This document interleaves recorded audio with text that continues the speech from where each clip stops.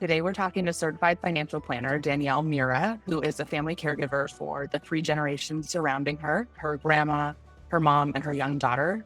And today, we're talking about how expectant family caregivers can make the best financial decisions for their families.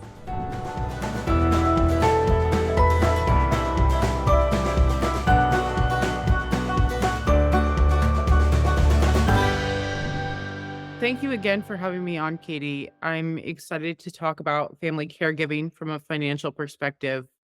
I became a caregiver about 2 years ago. My grandmother fell on tile floor and broke her hip, and she's unfortunately been wheelchair bound since her heart cannot handle surgery. And my mom and I have been helping her as part of her care team to make sure that she is in the most comfort care and she has 24-hour caregivers, so we kind of are the nurses on call whenever she needs something. So, I became a family caregiver, and I initially thought I was a family member just doing what was, the duty asked of me, and I really just wanted to be there for her and help her through this traumatic moment that was for her. And I started researching about what it means to be a family caregiver, since I was experiencing caregiver burnout. And I was like, this doesn't just seem like a family member. This seems much more than just being a family member. So, as a financial professional myself, I started, digging in information about financial education. I realized that there's a lot of very surface level financial education where it's like two paragraphs of education and then it's tied to a link of advertisement, or it's an article leading to a government link and no one wants to read government links. So it never seemed like really educational content specifically for financial education.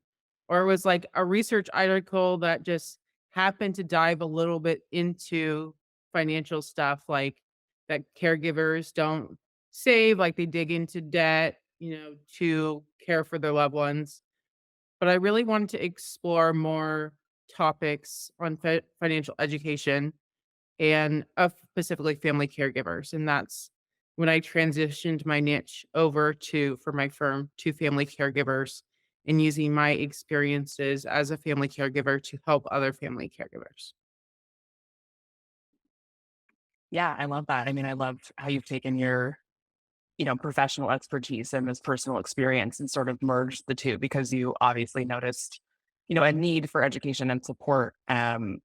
Because you and I both know that, financial stress is one of the biggest pain points for people who are taking care of a family member. I'd love to know before we dive into talking about your, professional expertise, like what are some of the challenges that you faced? Because you're caring for your grandma. I know your mom is also experiencing. You take care of her to some degree. What are some of the challenges that you experienced personally as a caregiver, financial challenges, and how did you navigate that? I guess using your professional expertise, but just, how did you navigate that personally? Yeah, it's really difficult. I'm lucky my husband and I planned ahead. Being in the financial industry, you plan probably more ahead of than other people. We were lucky to have savings available that we could utilize. But other than my firm's income, I'm not making really any other income. And so um, I'm kind of thinking about my future, just like many other caregivers, and thinking, what does life look like after caregiving? Does life look after caregiving, going back full time and working to save more like other caregivers? Does life after caregiving continue to run this firm and educate family caregivers about financial education? I hope that's what it leads to. That's the ideal. Um, but it's hard because it's like I feel like my life is on hold in a way because I am a family caregiver. And I don't say that as a negative thing. It's just a realistic thing to the fact of my life is on hold. I can't just go to another state because I want to take care of my loved one. I feel in a way, in somewhat of a way trapped.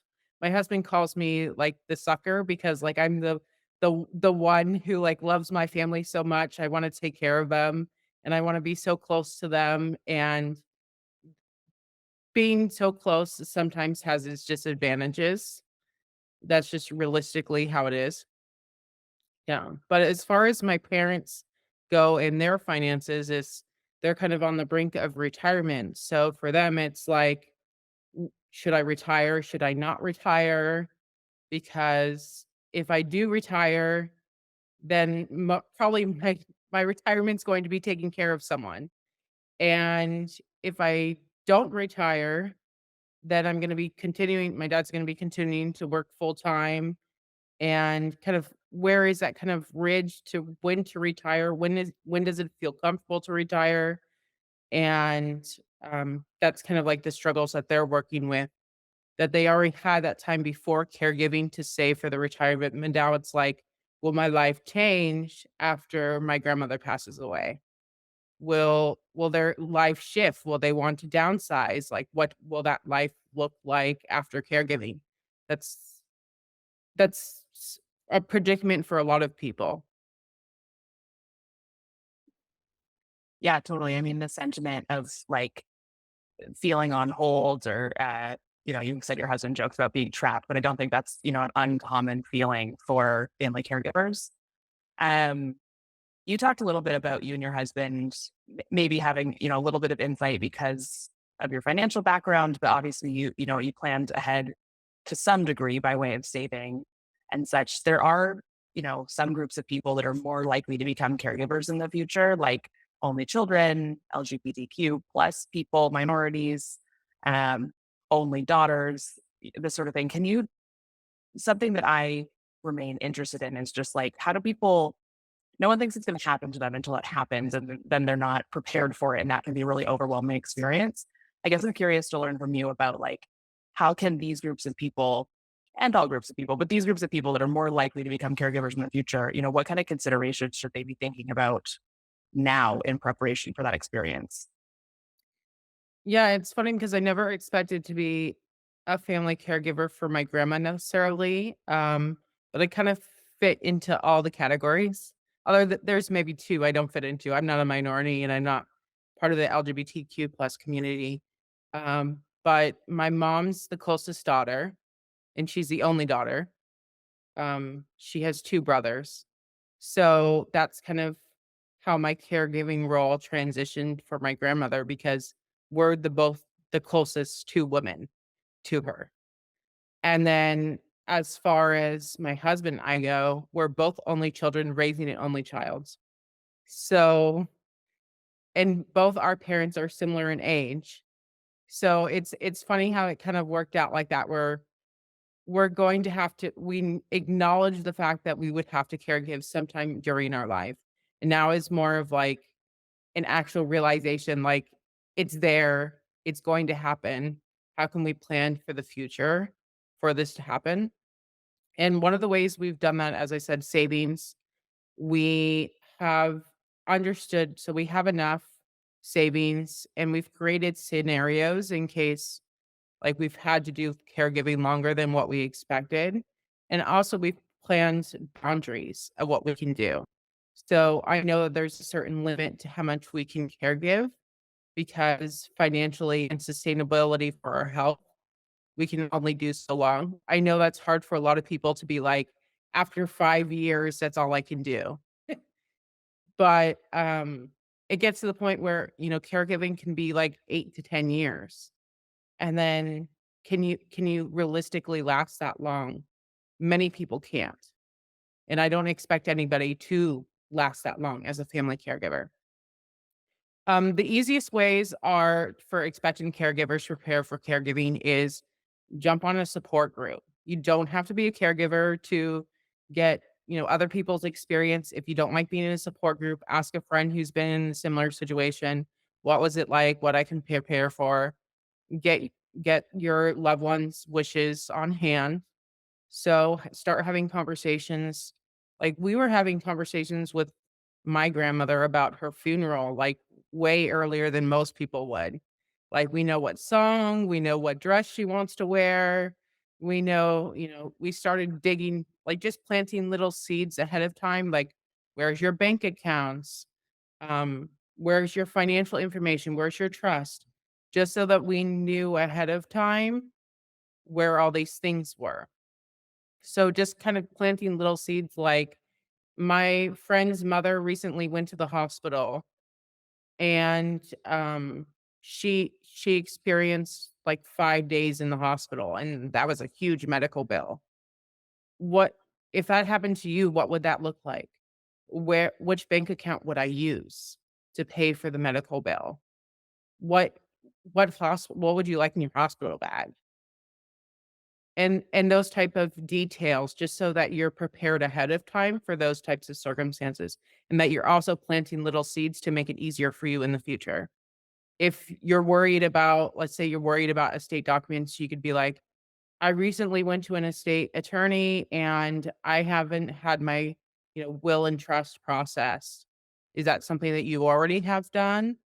So try to put like a third party, like, kind of push a little bit to get these conversations started. And Yeah. then the other thing I would suggest is just creating a financial plan if you haven't met with the financial advisor. Just be careful about who you choose as a financial advisor. It's like going and kissing a bunch of frogs and you end up with your prince.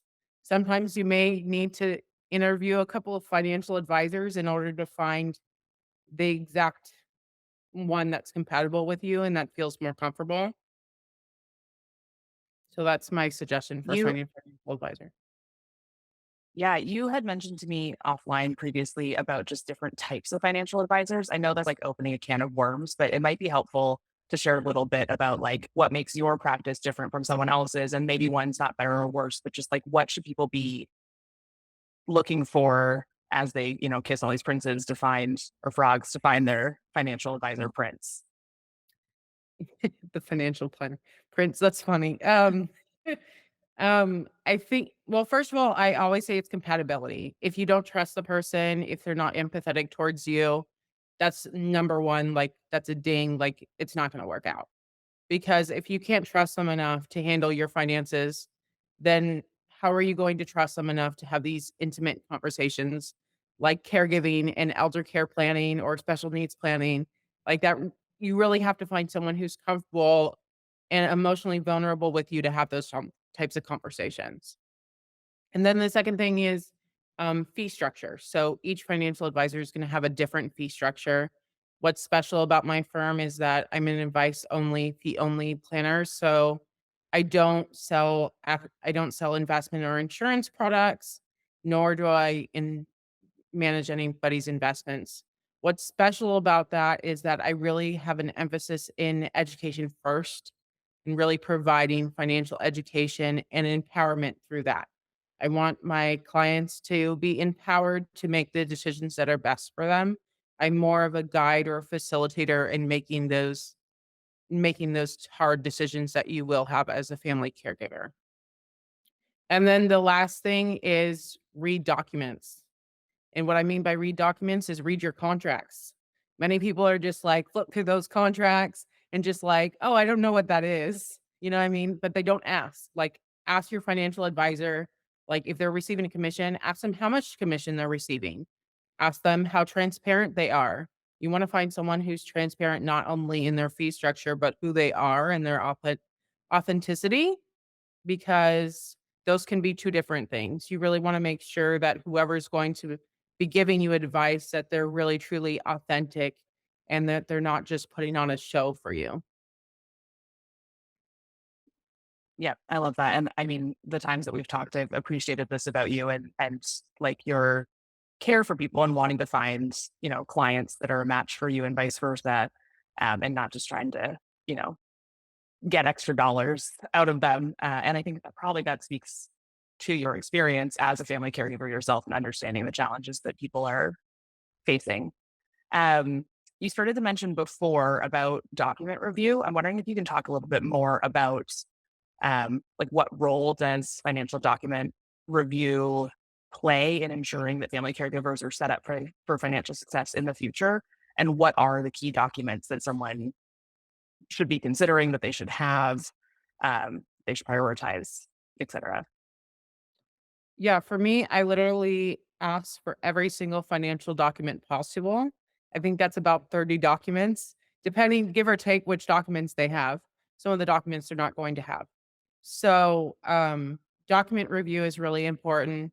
It's when it comes to insurance policies, it's making sure that you're not over covered with a really high premium. It's making sure that you have just enough coverage that's best for you and making sure that you're not overpaying for that. And then it goes to trust documents of making sure you have your trust together, or if that's not a trust, that's a power of attorney and a will, and making sure that you have guardianship if you have kids. So I really look into the details of the trust to match whatever we're talking about in our conversations with, and making sure that those wishes are addressed in their documents. And then when it comes to other financial planning documents like creating a debt payment plan, I would review the credit card statements, review anything that's associated like home loans. If you decide that your goal is to not have any debt during retirement, we'd review the mortgage plan and see how we can pay that off sooner if that's what your wish is.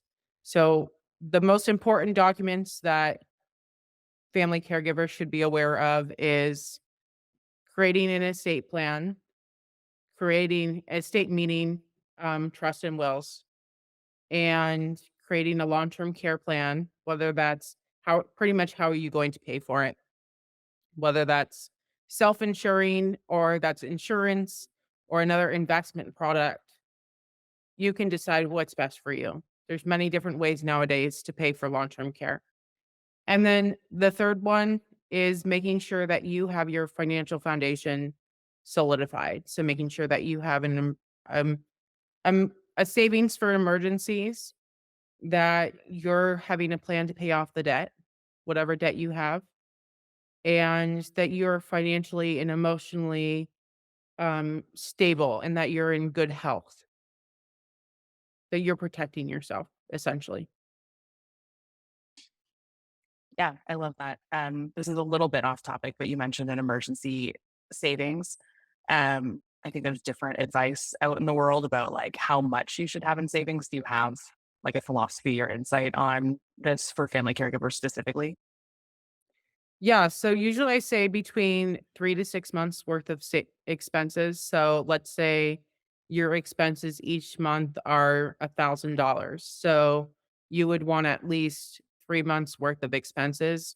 It adjusts a little bit based off of, let's say you have a husband who's employed, you may have a little bit less in that savings. If you're single and you're unemployed, you probably want more just as extra protection. So there are kind of some wiggle room to kind of adjust that savings based off of, what's going on in your life and what that looks like. I think for family caregivers, the thing that they don't add is their loved ones' expenses that they're paying for. So they'll be like, "Oh, my monthly expenses, let's say $1,000. But what about the $1,000 that you spend for your loved one?" So that really the monthly expenses should really be $2,000 times 3 or times 6 to get your emergency savings, not just $1,000, because if something happens to you, you're still gonna continue to be paying your loved one's expenses. Those are not gonna go away. Yeah, I think that's a good reminder. And sort of leads into my next question about, I think often it's a little bit different than emergency savings, but caregivers often forget about or have a hard time planning for their retirement or long-term care for themselves because they're like, the problem in front of me right now is caring for my loved one and all of my resources are going to this. Um, I guess my first question is like, what advice do you have for caregivers in planning for their retirement or their long-term care, like just long-term planning? Any advice for caregivers who are, caught up in the moment? I would say plan while you're caregiving. And I'm not saying plan as in like I'm going to put my money away. Plan as in have a plan for the future. So if you're someone who has 5 hours a day that your loved one takes a nap during the day, let's say, take that time to really think about what your future looks like. Take courses to educate yourself more. Maybe you want to be a career changer, or maybe you found that you're actually really passionate about caregiving and you want to be an advocate in the future. Like, try it out. And this is your time to kind of experiment, especially if you're a full time caregiver. This is your time to try new things and explore things. You may fail at, the first couple things, who cares? But this is your time to kind of explore and find who you truly are. And so right when caregiving ends, you have that time to rebuild yourself and plan for the future. I would say, and that's just specifically for retirement. When it comes to long-term care, I usually suggest, if there's not a plan in place, to look at long-term care insurance policies before you start caregiving or within that first 6 months of caregiving. Why I say that is usually family caregivers have a decline of health throughout their caregiving journey.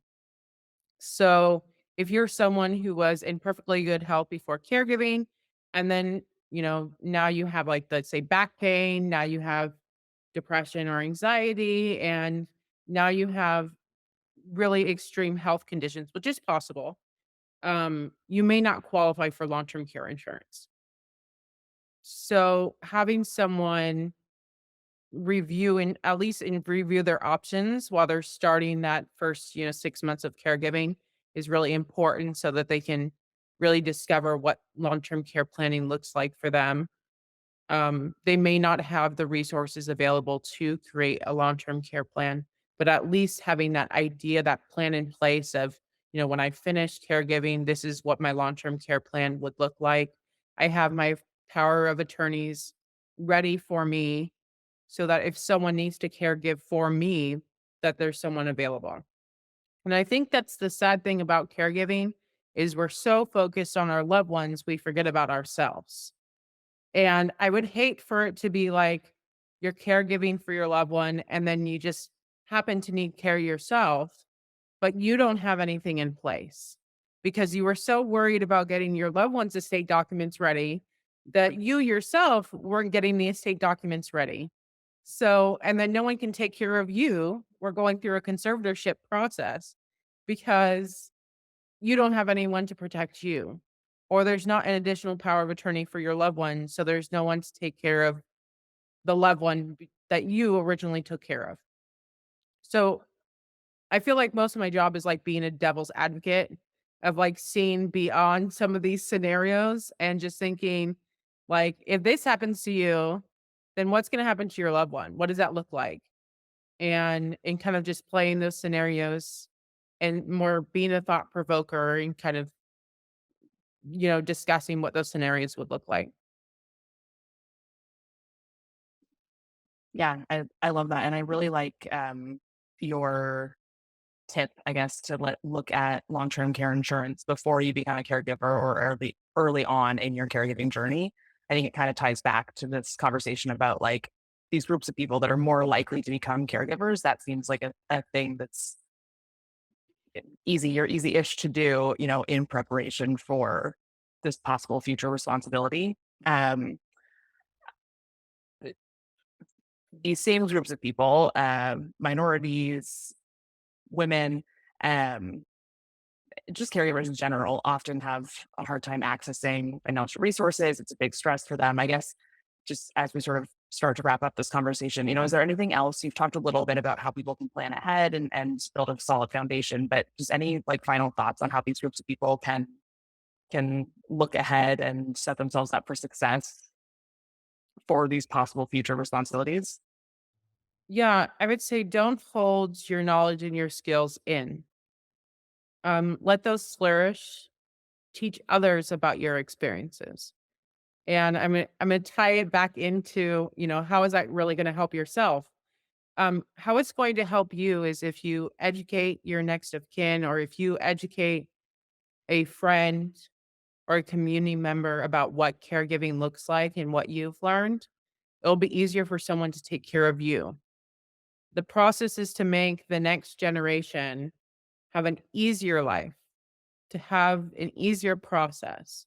So, everything that you struggled with as a family caregiver, try to do your best to make it easier for the next caregiver that's going to be taking care of you. So pass on that knowledge and skills, pass on the education, write a journal, say, today my loved one fell off the bed and this is what we experienced and this is how we problem solved that situation. Maybe the next one is we were trying to find the right fitting diapers and we went through a bunch of different diapers and we couldn't find out one that works. If I'm in this situation, this is what I want. So do your best to, if it's not financial means that you're passing down, at least pass down knowledge and a plan of what you want that to look like.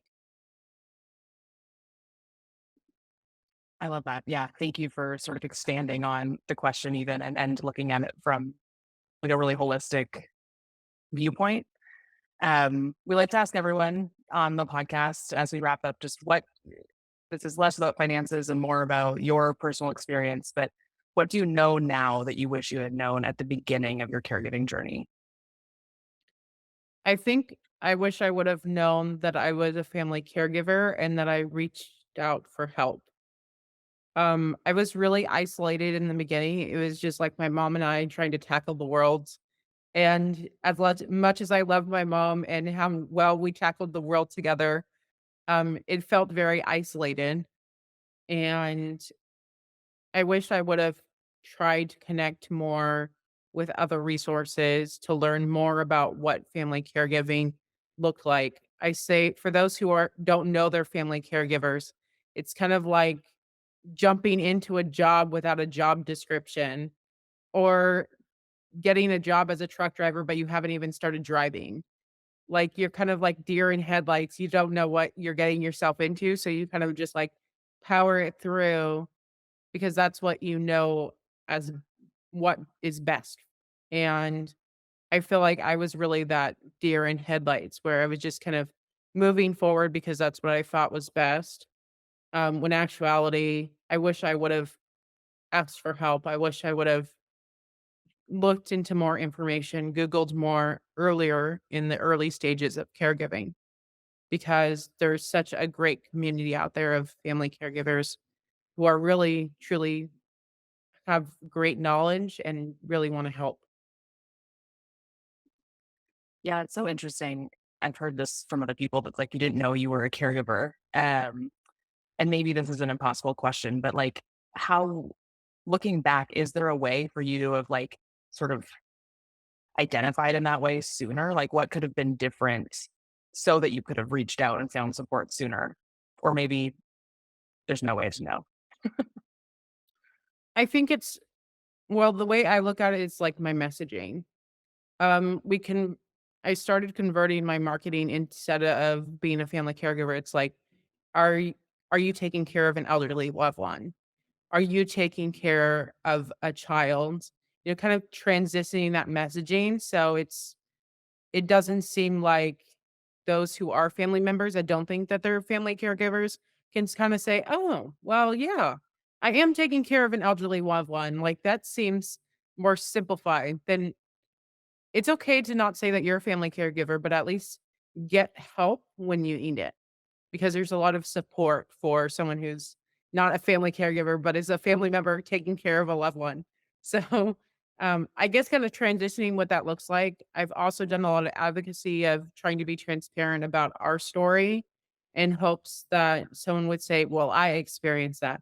There's so many people who have experienced like trying to find the right diaper that fits. And I feel like it's weird. Like a lot of my conversations are about diapers. I never thought that this would be like my profession. Like we're talking about like incontinence products, but this is this is what people have trouble with. People have trouble finding care products.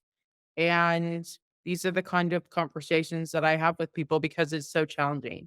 Like you could Google what's the best incontinence product and like start really like diving into those certain topics that you're having trouble with. Use it as a problem solver rather, through Google or your community rather than I'm a caregiver. What does that role look like? Yeah, thank you. And I mean, you have been so open about your story. I think it's really encouraging to people, especially if they're looking for resources, whether they identify as a family caregiver or a family member who's taking care of someone. I would love for you to share, where people can find you online if they want to learn more about your services or just, access your education. Where can they find you? Yeah, so I'm mostly on social media on Twitter and LinkedIn. And then my website is spark dash fin.com. You can check out there. Feel free to I have a complimentary meeting if you just want to get to know me and hang out with me. And see if my services are a good fit. And then I also feel free to message me if you have any questions. I'm really here to create a community and help other family caregivers feel less isolated. So, Awesome. Yeah, we'll be sure to link your site. And for everyone listening, I can attest that you are enjoyable to hang out with. So if people want to take advantage of your complimentary call, I think that would be very worthwhile for people listening. So Danielle, thank you so much for sharing so much of your personal story and also your professional expertise. Again, we'll be sure to link you everywhere and share those across our channel so that people can learn more from you. thank you, Katie.